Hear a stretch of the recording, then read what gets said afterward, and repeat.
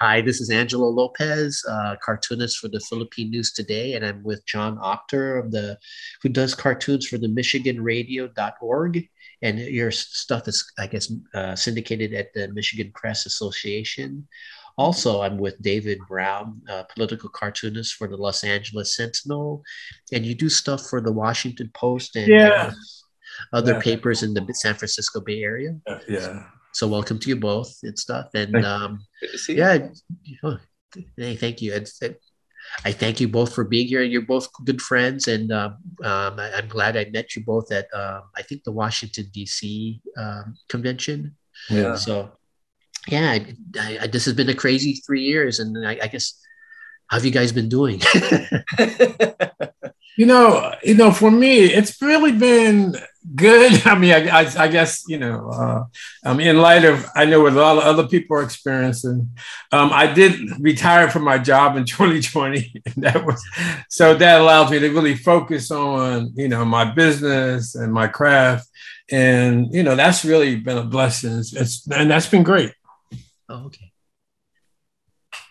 Yeah. I mean, for me, I've been working whole time, but you see the computer behind me is the workstation for my work in marketing communications. So yeah, I've just been using my home office more. That's really been the big difference. Yeah. And to add to that, I think that the events of the last 2 years, specifically 2020, has given me plenty of content and ideas to do cartoons about. And I think in general, and I call it like an unveiling of America in terms of injustice and other issues, inequities, wealth. It's really brought a lot of those issues to the surface. Yeah. Yeah. Could you tell me about, you just recently did a cartoon collection. Could you tell me something more about it? Yeah, well, it's pandemic, race in the media, 2020 sucked. And so I had the pleasure of including some of your cartoons, Angelo. And basically the premise of it was the cartoons that, that dealt with 2020, the Trump administration, inequities, and of course the pandemic. And I think they've all impacted, our lives in different ways. And so I wanted to maybe bring a little humor, enlightenment to it, to those issues. Yeah. Has it been tough because the pandemic, how do you promote your book? I raised part of the money from it on Kickstarter. So that was a plus. And when you get on Kickstarter, you're actually gaining, expanding your brand because you're actually introducing you to a whole different audience. So that was very, very helpful. And I think that, I have a following on the social media, Instagram, Facebook.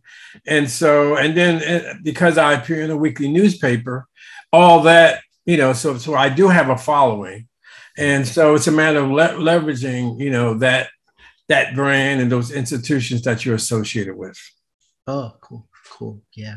The one thing I about all three of us is that in our cartoons, we do cartoons for specific communities, So for me, it's the Filipino American community in the San Francisco Bay Area. Right. For you, David, it's the African American community in Los Angeles area. Right. And for you, John, it's Michigan readers, like in Michigan. That you guys feel a certain responsibility, representing those communities.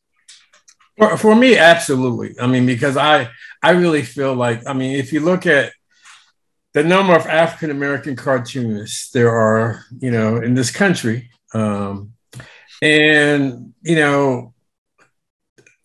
feel like I'm speaking for the voice of people that don't have a voice or have very little voice, and to issues that may not impact, the general community. but we have specific issues, to deal with race and inequities, which have you, which I really feel like it's important that those messages are exposed and talked about. Oh, yeah. Yeah, I mean, for me, it's less. It's less, certainly less that, because it's not a specific, community, and I'm trying to. It's more broad, in terms of, because there's lots of different types of people that live in Michigan, but it really goes to what is one of the, as editorial cartooning has, has been taken, hurt in the past 10, 20 years, especially. It's to give a voice to the local cartoons, to people. That was my pitch to Michigan Radio after the MLive Newspapers, which were a Michigan-based newspaper chain that I drew for before, kind of got rid of all their local freelancers, and so it gave me an opportunity of nobody else is doing these. Yeah. So, and it's still important because there's, sure, they're very Michigan based and they always are, have some Michigan angle to them, but you think about the Flint water crisis, and, that's something that's really, that's an international story right there. Yeah. Yeah. If I can add to what your point, John, I think that in light, I'm sorry. What is that? No, I just got a phone call, but okay. I'm going to mute my phone right now. I think that too. In light of what's happened with the major newspapers and how the demise of and opportunities for political cartoonists have changed. I mean, when I first joined the American Association of Editorial Cartoonists, there were I think we had as many, maybe 600 members, something like that, and then with things moving toward the digital arena, now I think there may be a couple hundred, maybe a little over a couple hundred members. And I think much like radio, when television dominated the media, I think that newspapers are going to be becoming more community orientated. And I think that, cartooning is going to be more focused on, directly into communities and really less about the broader audience. Yeah. My optimistic take on that, is I would think more like theater. So even before radio, that was the preeminent, entertainment form. People go to a theater and stuff. Once radio and television and everything else had come along, you would think that, theater would disappear. But it went from being the major, a major entertainment venue to being more of a niche, which makes it important. And so hopefully, so that's where it still exists, but it's on a much smaller scale. Yeah. The pessimistic view of that is that, editorial cartooning and newspapers is going to be so overwhelmed with, hot takes on social media and cable news and stuff that you lose a voice entirely, which I hope doesn't happen. But I think, like to David's point, the best chances for its continued survival and thriving is to speak to local issues that people care about. Yeah, that's the thing I notice about all three of us, is that that's what we do, right? But I've been to conventions and stuff, and every convention I've been to, people are always talking about losing their jobs and stuff, right? Yeah. And I'm just wondering, how do you think it will evolve? I guess. I mean, I guess one part of it is you both think that the focus will mainly be local issues instead of national issues. But I bond when I was in the conventions. I bonded with people who worked full time and did cartoons on the side, right?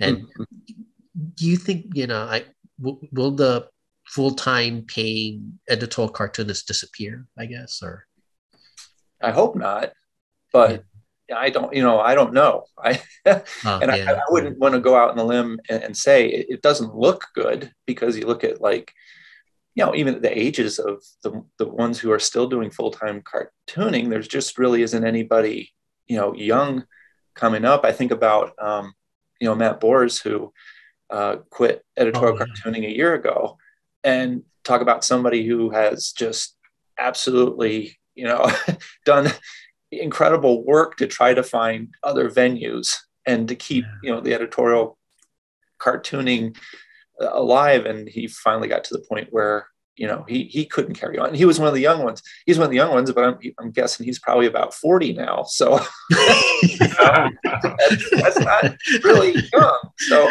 yeah, you just made me feel old. Yeah, I know. I made myself feel old. They're at the conventions and the local award winners. That's one of the reasons to go to the conventions is to meet with, the local award winner and for some college age person who is interested in editorial cartoons, and every convention I've gone to, I've made a point of talking with them. David and I think it's harder to find, right? The first Washington one, we crashed the breakfast, right? I was with you with that one, right? That was the first one. I think it was like 2006. Oh, okay. Yeah. And that was the one. That was the big 50th anniversary one. Yeah, I remember that one at the Mayflower. It was nice. That's nice. Okay. But I agree with you totally, John. And I think one of the challenges also is how do you monetize that? How do you, because you put a cartoon on social media and it's shared, and so you don't really, you're not really making any income from it. So I think the challenge also, though, how do you monetize that? Is there a model where, as a cartoonist, you can make money off your work if you're not selling it directly to a newspaper? Mm-hmm. And so I know for me, because I've had a full-time job, and the cartooning was my hustle. So and I don't know how many people that are committed to the craft are able to do that. And then also having a skill set where, I teach, I do workshops, I do illustration. So, for me, having those additional skills helps me to be able to maintain my work as a cartoonist. So. Yeah, I was going to ask how you can earn a living as but you basically, I'm going to chuck that question. For me, like one of the most eye-opening things for me was when I went to, Ohio State used to have those festival cartoon art every 3 years. Right. Oh yeah, and one of the early ones I went to, it's probably early 90s.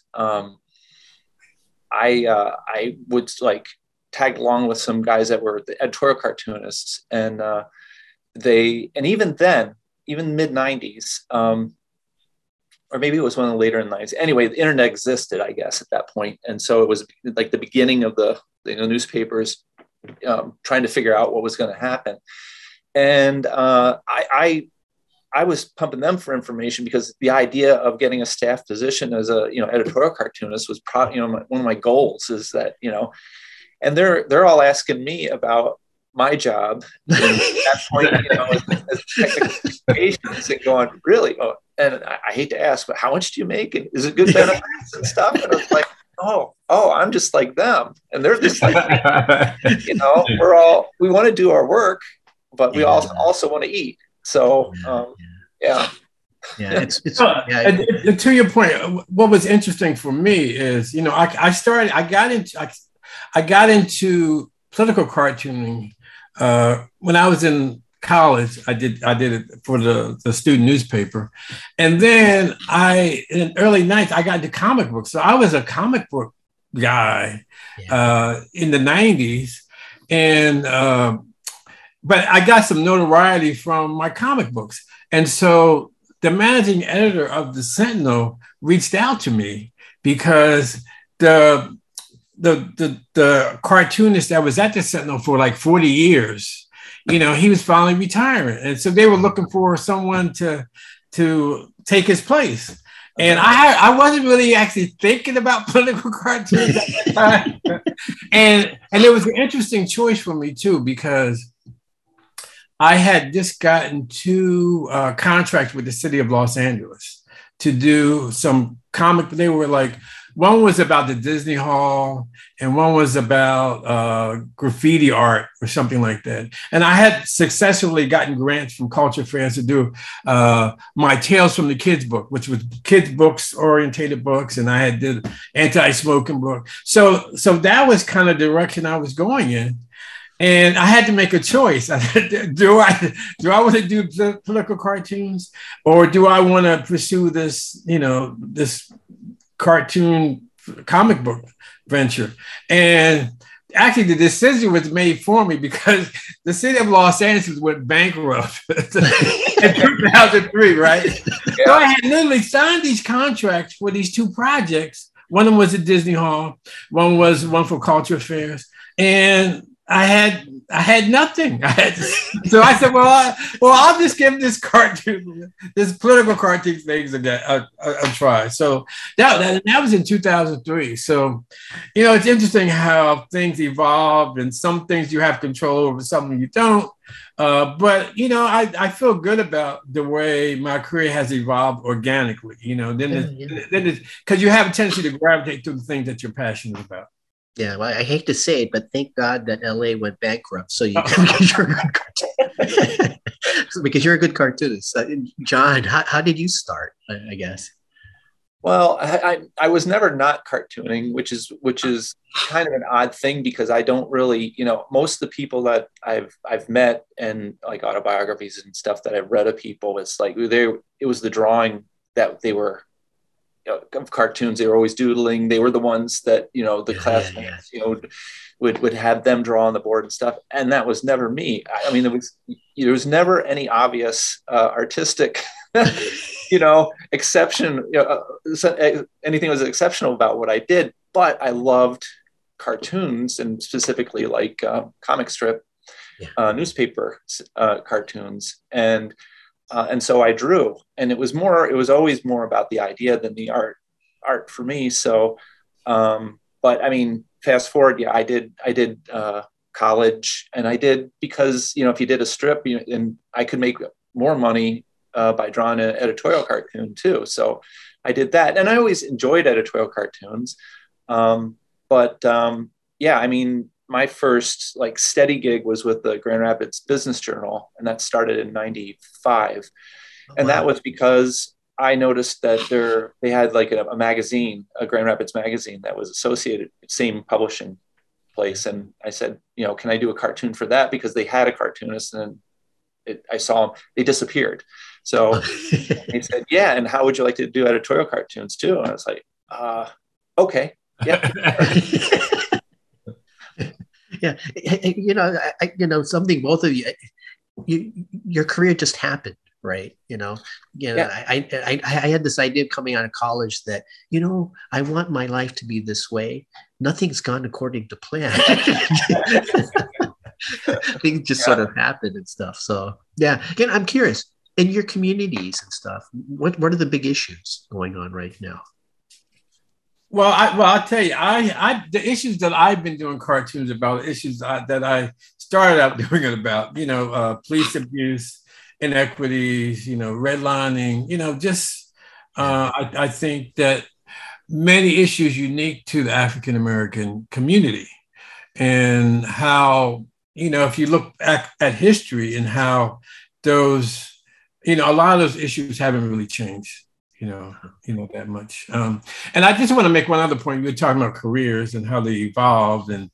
And what's interesting is that I know, I grew up loving comic books. Yeah. And then I think since I was a kid, I always wanted to create this African-American superhero, because I didn't see a whole lot of them in the comics that I read.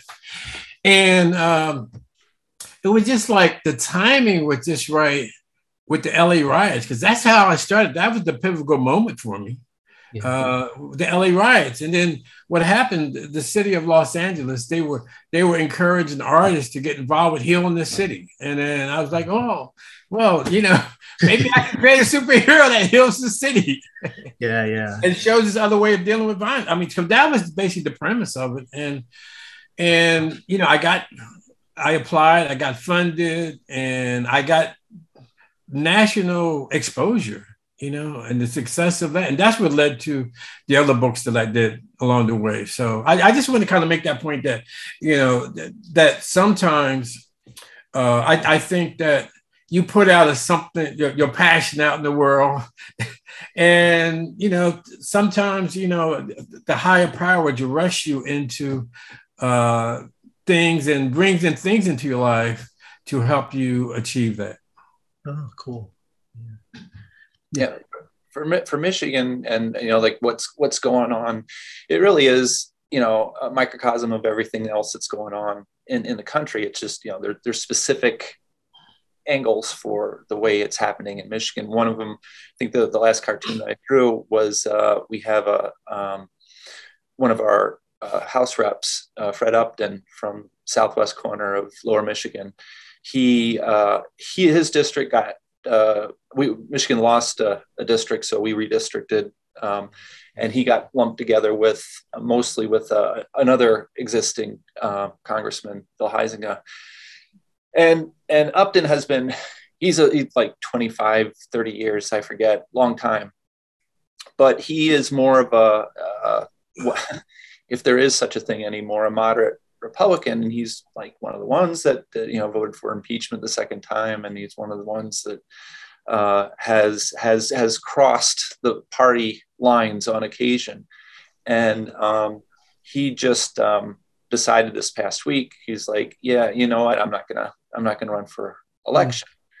And which is too bad, because he, in another world, you know, be like, I'd be fine, you know, he's older, it's time for somebody new. But then, you know, what's going to happen is the Bill Huizenga, who's Trump endorsed, is going to, you know, likely be the candidate, because it's a stronger, you know, Republican district. And so a voice of reason, a voice of who somebody, and the point of the comic was somebody who would, you know, actually put the country before party.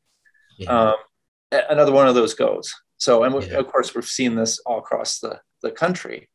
And so those are the best, because that kind of brings in, you know, things that not just Michigan, you know, you don't just have to know Michigan. You can recognize, you know, the cartoon and the general, you know, premise of it, even if you don't know exactly who, you know, Fred Upton is. Oh, okay. You know, being in a purple state, both David and I are Californians, you know, so we have a certain point of view. But you being in a purple state and stuff, I'm curious. You know, the working class white communities used to be solidly Democrat. Do you have any insight on why they switched to, you know, for me it's kind of baffling, but I mean, why they went Trump? You know? Well, I think the biggest thing is that, you know, for populist to be a populist, which is, you know, definitely what Trump is, that there's it vends with a lot of issues of what would be, you know, progressive politics of, you know, helping poor people and you know, making lives easier, making lives better. And so it's just, you know, in the past, whereas, you know, like I grew up in Flint, you know, the blue collar sort of, you know, union sort of mentality. And it wasn't just, you know, the blue collar people that were voting for Democrats, it was the white collar too. But that sort of, you know, a lot of the things, those same things were, you know, again, some of them were progressive and some of them were like protectionism, you know, America first, you know, certainly growing up in Flint, you didn't want to be seen in a Japanese car, because I mean, it was literally dangerous in some places to be in a Japanese car. And so, those are the sort of things that, the populism, and you see it worldwide too. France is having an election today of, you would think the Macron, I don't know if he's not, he's kind of a new party, but he's like really represents kind of like the moderate, world in there. And you would think with him and what's going on in Ukraine and stuff that it would be a slam dunk. But no, that now they're saying, oh, it might be a toss up between him and the far right, candidate. And it's, I didn't know that. Yeah. Well, why? And it's like, well, that's similar thing that's happening in Michigan and Purple State. Similar thing, California, it's really the same. It's just that your urban suburban areas are more dominant than your rural areas. You're right. But you're the guys that gave us Kevin McCarthy. You're the guys that gave us David Nunes. So I mean, for Californians, we apologize for Kevin McCarthy. Yeah. If I can give my take on that, I feel like in terms of the rise of Trump and populism, I think that when we had Obama for 8 years, and I do think, even though he was a very popular president, I do think a lot of white America was not really comfortable with him. Because if you look at the profile of Obama and look what we got with Trump, I mean, what does that say about America? I do also think that that it was how can I put it?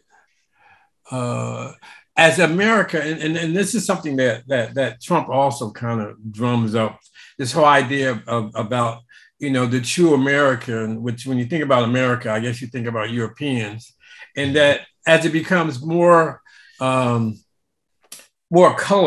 I mean, look at America now and how it's portrayed. I mean, it makes some Americans uncomfortable, and I think that that some Trump supporters come from that perspective, in terms of feeling like you're losing America to all these minorities, these these Mexicans are rapists and they're drug dealers, you know what I mean, and African American they're gangsters, and so I think that, part of that fear. I know what's been interesting for me in my career, working in professional environments, and in most cases, I was the only African American, and I think that in some cases, America doesn't really. I mean, they look at it. They look at the stereotypes, you know what I mean, and sometimes until they really reach out and have a perspective from that other group or person, it's they don't know. So whether they go by what they see in the media.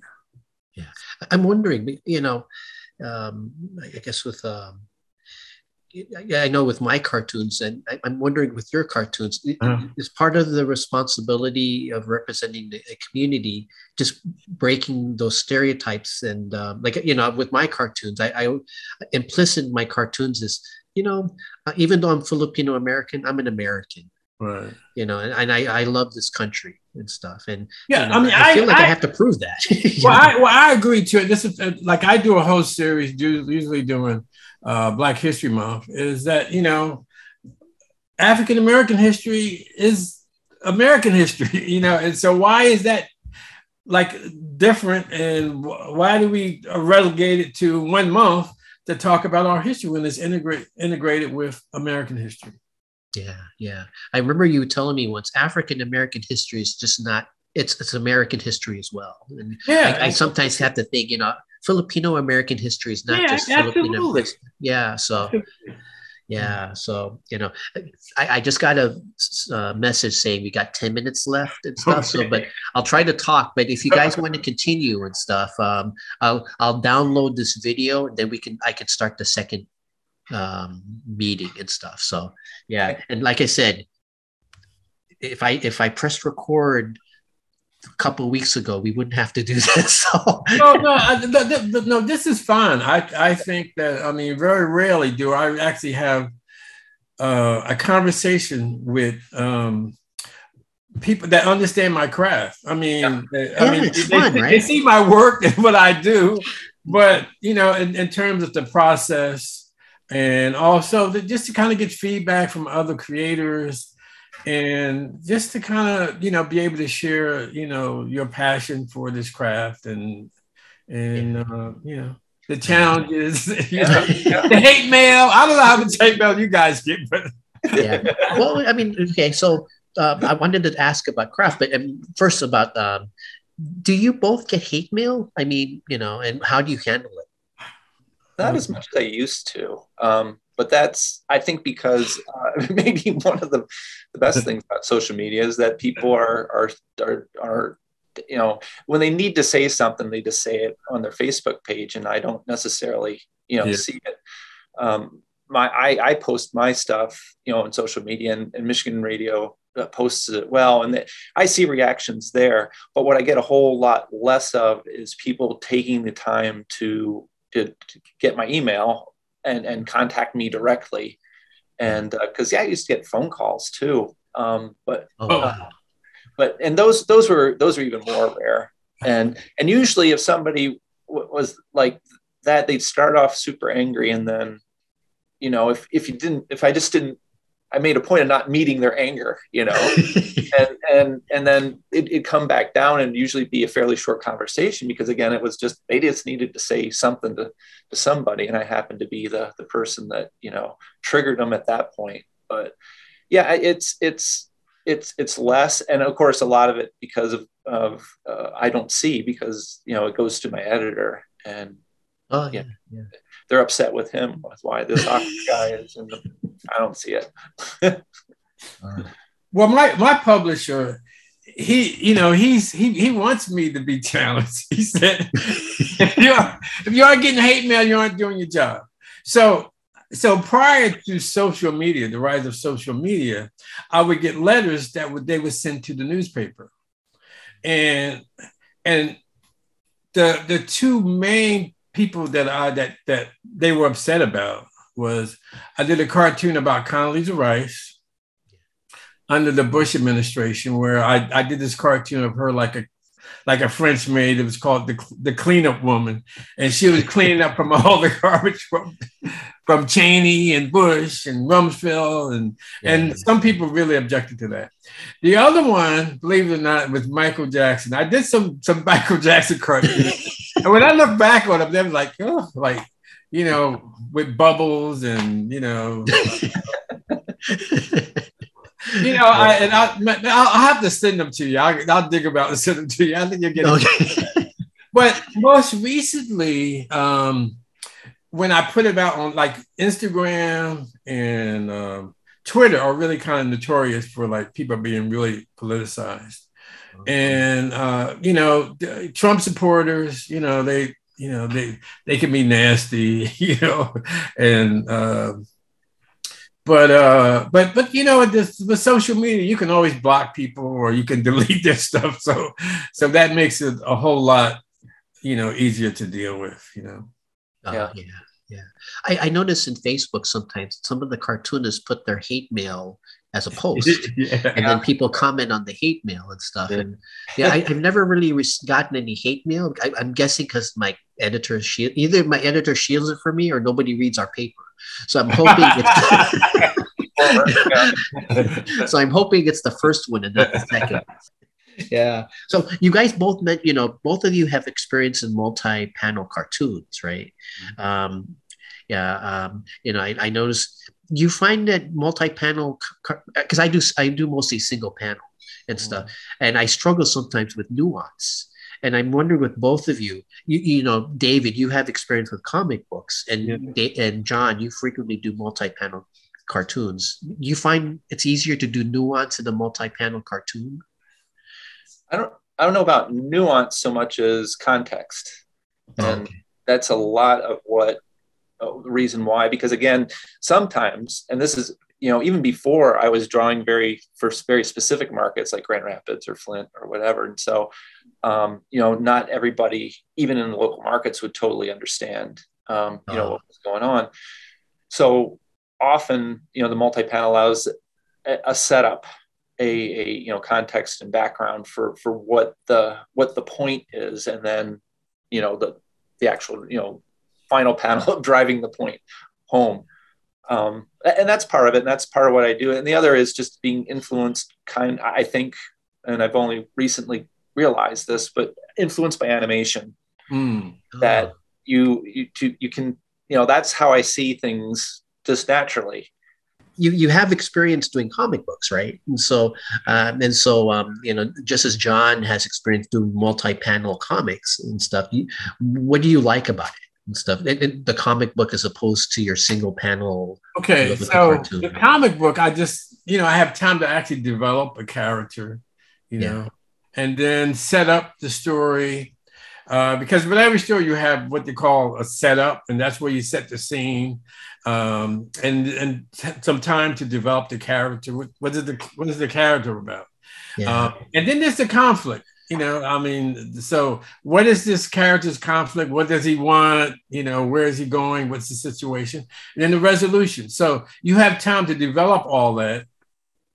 Then you can go into some of the new nuances about who he is, who is his allies. There's a whole lot to a story, and you have the time to develop that. Not like a novel so much where you can get into really drill really deep into it, but you have a chance to kind of develop that, that character and that person's journey, as opposed to a single political cartoon where it's very important that, well, in my vision about a successful cartoon, is to be able to, in one image, to be able to convey a message, and then you have tools that you have to, as a cartoonist, there's exaggeration, irony, labeling, analogy. So you have those tools at your disposal. But I think the most successful and most powerful cartoons are a visual that the viewer can interpret and impact them, and maybe and hopefully in an emotional way, right away. Okay. Do you have a favorite or no? Oh, Conrad. Conrad is probably my friend. There's a whole lot of different cartoonists that I love, but Conrad, I would say, he's the one that really inspired me. He's also the person that I kind of look to, what makes that work and what makes it not work. But there's an incredible, you and John are incredible political cartoonists. I'm inspired by your work, so I think that Clay Bennett, I really like his stuff. David Horsley, I can go on and on. Lalo, so it's all, and then I think what's unique about it, just like one's handwriting, you have everyone has their own little kind of signature, and things that makes their work, really work, so. Oh, cool. Now, how about you, John? Do you have any favorites or big influences too? Or? Oh yeah, well, from the beginning, like I said earlier, I was more, newspapers syndicating comic strip. That really was my focus before. But certainly in editorial cartoons, Pat Oliphant, early influence. Trudeau and Doonesbury was. Definitely a big influence. And then, when I started going to those like conventions and stuff and meeting people, that was helpful too. It's like, I had always seen Etta Hume, I get Hulme, Fort Worth, I think Texas was her newspaper. And I didn't realize she was a woman until I showed up there, because everybody else had been a man to that point, really, that I understood. So, but yeah, she had just such a wonderful, like a bite that was with a whimsical sort of, her style, but the bite would come and you would just you would just not see it. And but yeah, I mean, nowadays, I mean, definitely, like Jack Homan, he drew for the Free Press in Detroit for a while. Mike Thompson, who just retired from the Free Press, and then also the alt comics. Talk about some, for me, like I wanted to draw these multi-panel cartoons, but early editors would tell me, no, I like your stuff, but that's not a political cartoon. And I'm like, okay. But then you saw, like these multi-panel ones, and now, like Jen Sorensen and Keith Knight and Tom the Dancing Bug and Tom Tomorrow, right? Yeah, I mean, those. It was funny, like when we went to the early conventions. I think David, you're not first one, and with me was like Denver, and Denver. That was I remember there was this like I don't know if it was just my perception or if it was true, but there was like there was like still the daily newspaper staff cartoonists. Those were like one group, and then there was like freelancers like us, and then there was like alt cartoon, a few of those, and as it evolved since then, there's certainly the newspaper was the dominant one, and it should have been, because those were most cartoons. But now, of course, there's much more, it's much more spread out of, the type of cartoons that are considered editorial cartoons. Yeah. So when you go to those conventions, you guys, I know with me, I feel intimidated coming up to one of those cartoonists. Can I make a point to what John was go ahead. Speaking to, is that I found that there's a whole hierarchy, of at these conventions. You got the Pulitzer Prize winning cartoonists, they win every year, and they all kind of hang together, and they're on all the panels, and then you got the working class political cartoonists that work with newspaper, you know what I mean? They don't get a whole lot of recognition, but they got a steady gig and what have you. Yeah. And then you got the freelancers, and then you got a group that are do for independent papers or zines or what have you. Yeah. So I think, and if I can make an analogy to, like, I have some friends that work in film and TV, and when you go to a party, it's like there's the actors that work in commercials, and then there's actors that work in TV, and then there's the movie stars. And so people, you rank people in terms of where they're at in their career and their value. And I think in the same way, as cartoonists, I didn't think of that, but I think you're right. Yeah. I think that was definitely earlier, though. The last few conventions that I've been to have been much more. And I agree. I agree. It's much less of that. And I think in light of how, the economy and the newspaper industry, demise of that, and I think that a lot of them that lost their jobs are probably talking to the freelancers in terms of how do they maintain their career?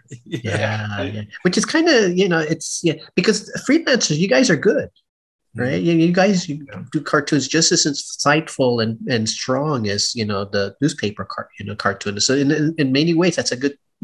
It's not. I don't know. It's not. It's sad that newspaper cartoonists are losing their jobs, but I mean, it's good in the sense that you guys are getting some of the respect you deserve. So yeah. Okay, I'll leave it at that. Well, I think it's a survival thing too, and I think that as a freelancer, there's a certain skill set that you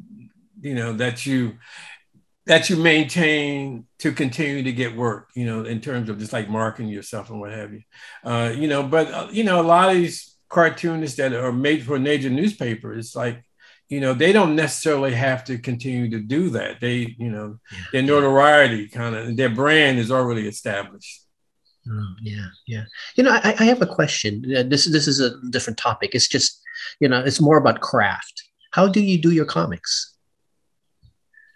Um, Where do our ideas come from? That question. Yeah, I yeah. don't Like, know. do you do like, are you mostly computer? Do you still do the pen and ink and Well, paper? Or you see my drawing board back there, so I'm still, yeah, I'm still. I like dealing with the paper and the ink to start anyway, and so yeah, I use just Bristol board, and I draw in non-repro pencil, and then ink over top of it, mostly micron pens, but there's some brush work every uh, once in a while, or I'll use something different, and then scan it, and then yeah, Photoshop to clean stuff up. I have a Cintiq tablet here screen, oh, and yeah.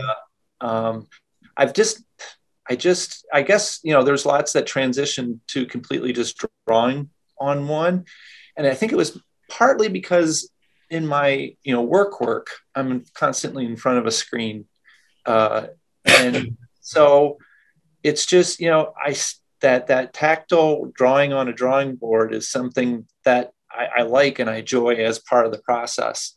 And but I also recognize that digitally, I certainly don't hand color anything anymore, and Uh, I take advantage of some of my ideas of are something that I have to go into Adobe Illustrator to create and and and work with there. So oftentimes, it's just like a comic that I draw is partially. So that just also kind of ruins the whole original, because the original really isn't a complete work. And also I change dialogue all the time once I scan it in, yeah, because I'm constantly editing, and if I have the time, I go, that's not quite right. And I'll yeah, fix it on screen, which is a lot yeah. easier than redrawing it and scanning it and bringing it in. Yeah.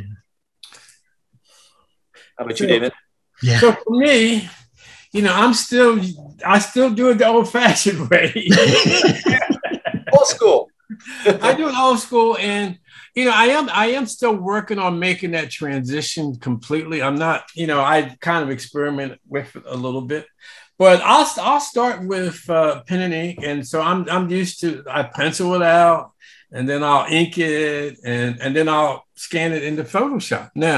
Now sometimes, and I do all the text, and of course in Photoshop too, and the effects and what have you. But I am trying to work on becoming more comfortable with digital.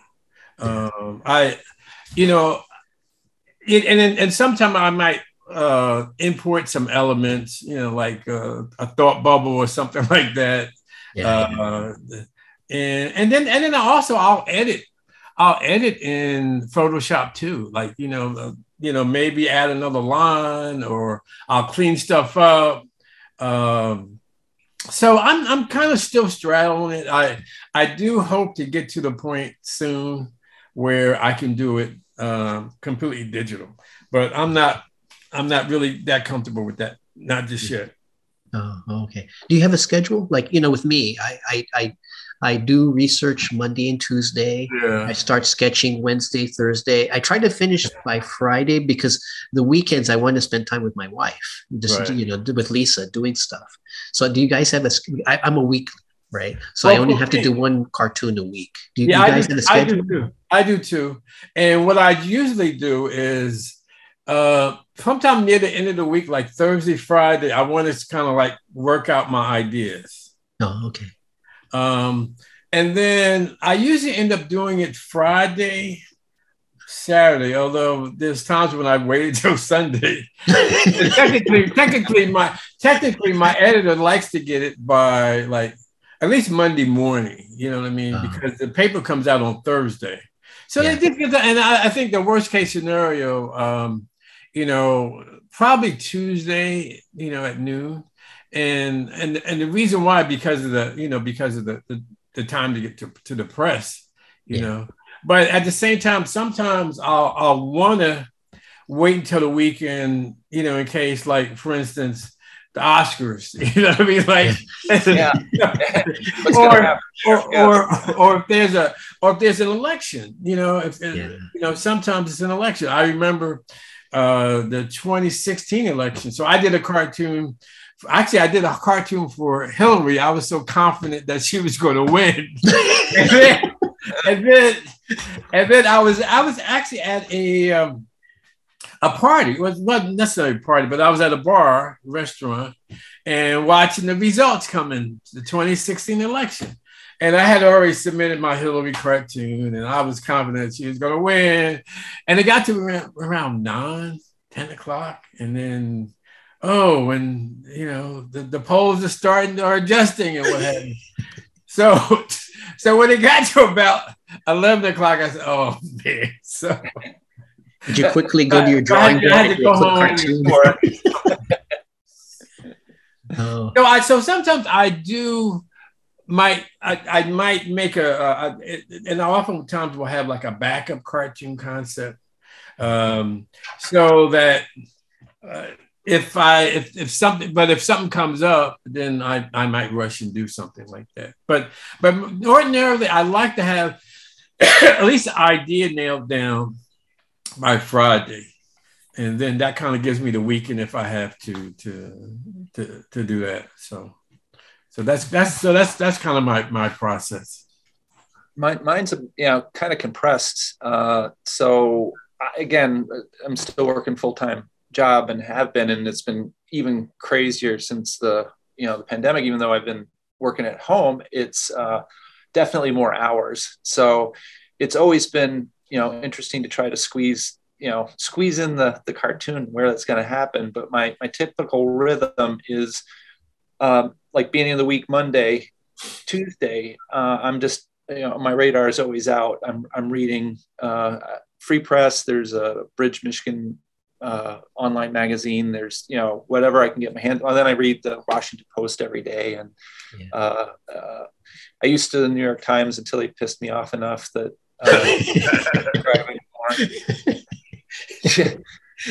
that's the one, they could have 5 editorial cartoonists, jerks. But so just gathering ideas, and then Tuesday morning I'm up early, and that's where I do a lot of reading and research, and hopefully have like at least the kernel of the idea then. Mm-hmm. And then I'll just sketch stuff in off minutes and stuff, and then my deadline is Thursday by end of day. So Thursday morning I get up at 3 o'clock. So I'm up here drawing by 4.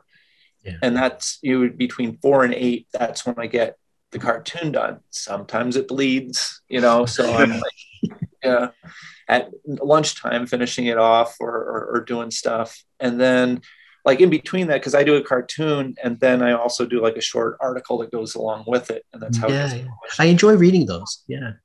Well, thanks. Yeah, that all came from like years ago. And when I was Grand Rapids Business Journal, relatives and friends would say, well, send me the cartoon too, because, they're not going to subscribe to the Business Journal.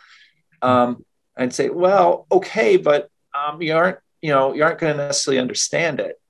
So I'd write a really quick kind of thing that would explain what the background was. Well, I got so used to doing that it just evolved. And then a really good friend of mine, Jeff Millett, who does the syndicated cartoon Fraz, he actually to this day he does that on a daily basis when he posts his and so I was like, oh well, I guess he's a real cartoonist and cartoonists can do this. And, so I did that, but yeah, it's helpful, and in the format that it shows up on the page, digital page, website page of, it is. I think people have told me that they really, really enjoy it because sometimes they don't know exactly what's going on, and just to see a little bit of, the background of it helps them out. But yeah, so Thursday, sometimes, if there's something that will, I have up until it goes like Friday morning at 8 o'clock. That's when it hits the website. So there have been times that, like overnight that I remember, or I just, go, there's something that's wrong. There's something, or I realized that I made a mistake and I didn't know if the editors caught it. My editors are really good at Michigan radio, so they catch, 98% of my issues. But, that being digital and quick, I can send, get up early Friday morning and at 6 a.m. send them, a corrected version, and then they can just use that, and get it out. So, it's a double-edged sword, because then, sometimes I'm tempted to go, oh, I don't know if I like it exactly that way. Maybe I should send them, and I have to talk myself out of, no, a deadline's a deadline. Just leave it go. Yeah. No, I agree. And I know there's been times when actually they've caught, like, if I had a typo, but I also have some close friends of mine, and my girlfriend too, is that, I usually kind of run it by. So what do you think about this idea? Or construct some constructive feedback in terms of that. But in terms of ideas, I listen to NPR in the morning. So, that usually kind of captures what's going on in the world. In LA, there's a local station. Oh yeah, look. And it's unbiased, from time to time, I might turn on Fox just because I want to see what's the ridiculous on that extreme. And just try to capture as much of the local news, that's going on. And then also, in terms of what's going on in the African-American community, they have a couple stations, especially now, that are really specifically target toward what's going on in the African-American community. So like news sites, I guess. What's that? Oh, like news sites, I guess. Or... News sites, and then even on social media, they have National Newspaper Association, which is the African-American group of newspapers. And then they have their own, outlet on social media. And to see what's trending, African-American woman makes Supreme Court. That's kind of like the big news over the last couple of weeks. So, that's kind of my cycle. And lately, I really haven't had, to really search for ideas. The ideas are just out there. And now, I think, I just heard this report about in LA that, these COVID cases are rising. Now you have this new variant that's sneaking around, and so I don't know. Yeah. I'm curious. I was in a previous cartoonist discussion, and one of the cartoonists was saying he worries about preaching to the choir, right? And I'm wondering, do you think at some point this partisan divide can be bridged, or do you worry about the hyper partisanship of today? Yeah. I mean, ideally, you wouldn't have to feel like you're picking a side, and I think that's one of the problems. It kind of feeds on itself, that you get associated. I go to great lengths to not associate myself with a side. I'm not a conservative cartoonist. I'm not a liberal cartoonist. I'm an editorial cartoonist, and I'm just following, what I think, needs to be pointed out, and the stories that come up and what needs to be commented on. I don't have an agenda, and I certainly don't want to align with a political party, and because then, it's been my experience that inevitably, say you're, okay, well, I'm a Democrat, and I'm, a Democrat's going to do something extremely stupid or egregiously stupid, and then you go, well, I can't really talk, write about that or draw something about that because they're on my team. I don't want to be on anybody's team. I want to have the freedom to point out the things that I think need to be pointed out. And that's one of the many downsides of the whole hyper partisanship, is that you just get lumped in with a group, and then, you're stuck, and then it feeds on itself. So even though, I mean, it's for other people to judge. Like I said, I draw a cartoon and I have a short article. I've said what I've wanted to say. If people are going to take it a different way or accuse me of, being a shill for somebody, well then, okay, I'm not going to argue with them, because I've said my piece, I've made my point. And if they missed it or they don't like it, well, that's for them to decide. And I think through that is that I'm not, hopefully then, enough people will recognize that, oh yeah, he's just pointing stuff out. He's just trying to get us to think. He doesn't have an agenda.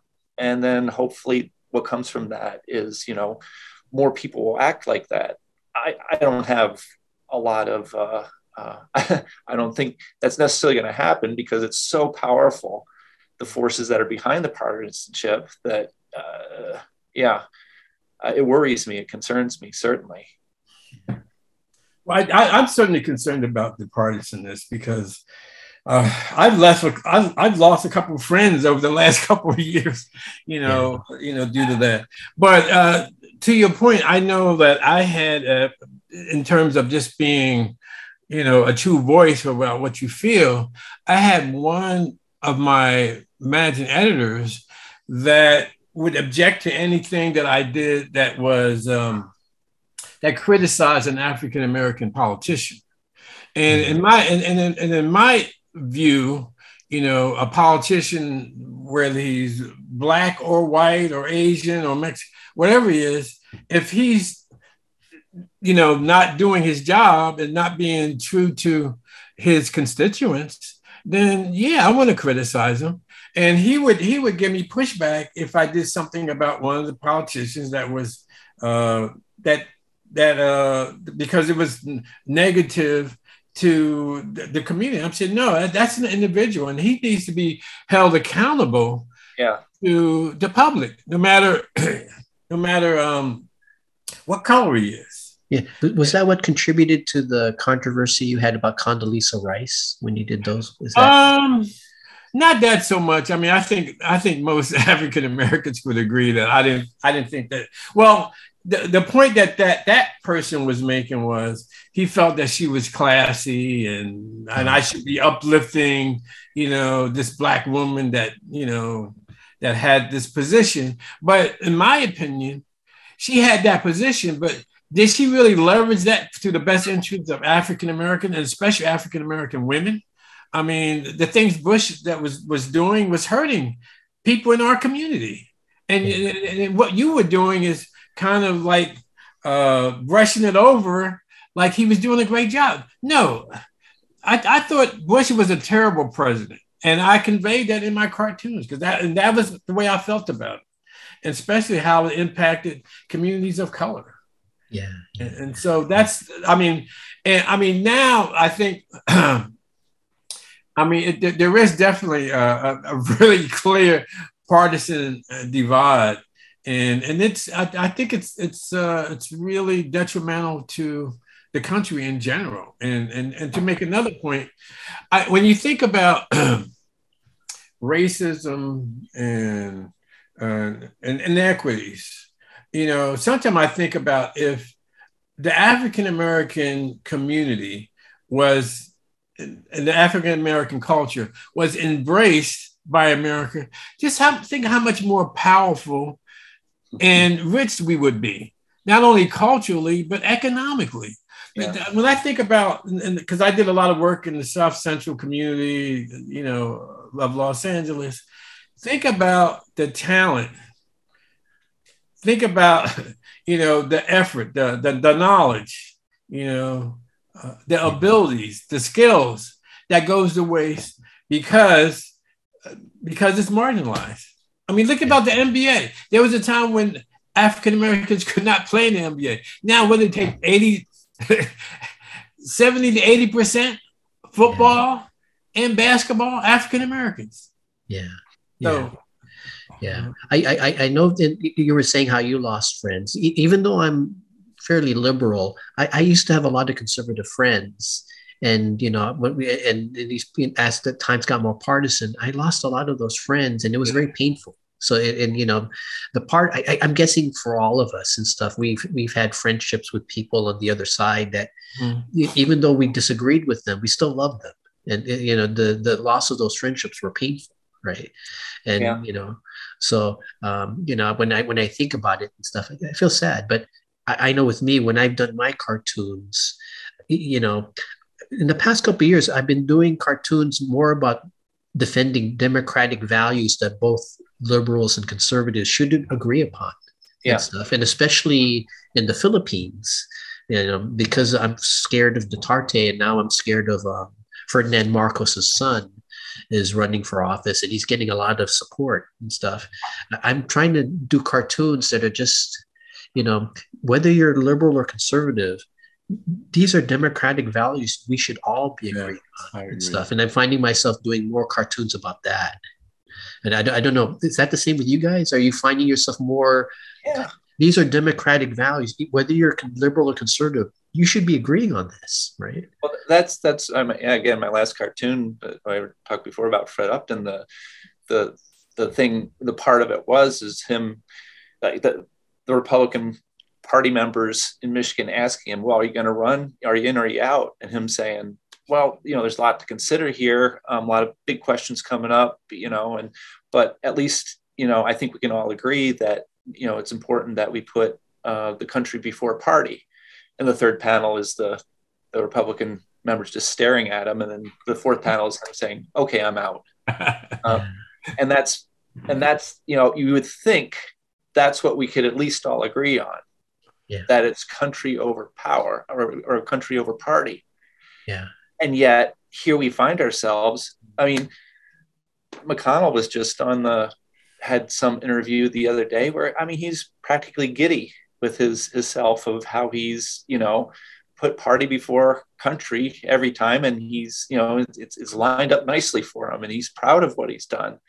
And you go, well, as a conservative, as a Republican, there's plenty of things that, you can agree or disagree with there, but at least, that you can, taxation or how much money are we putting in the military, or,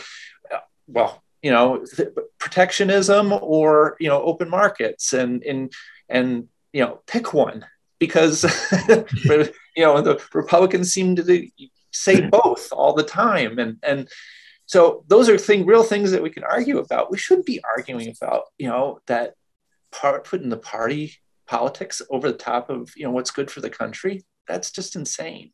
Yeah.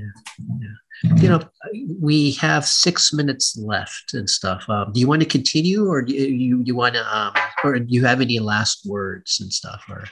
Well, I should probably get going, but okay, yeah. So, for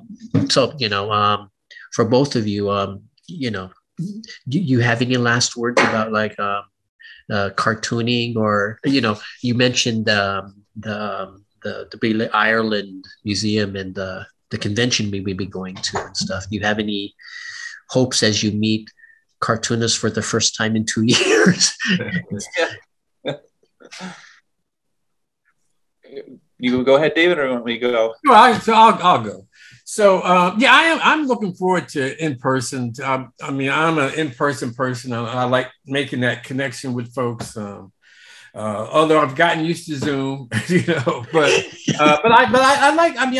I think there's nuances about when you're talking to someone, that there's a connection that you don't quite get through, the computer screen.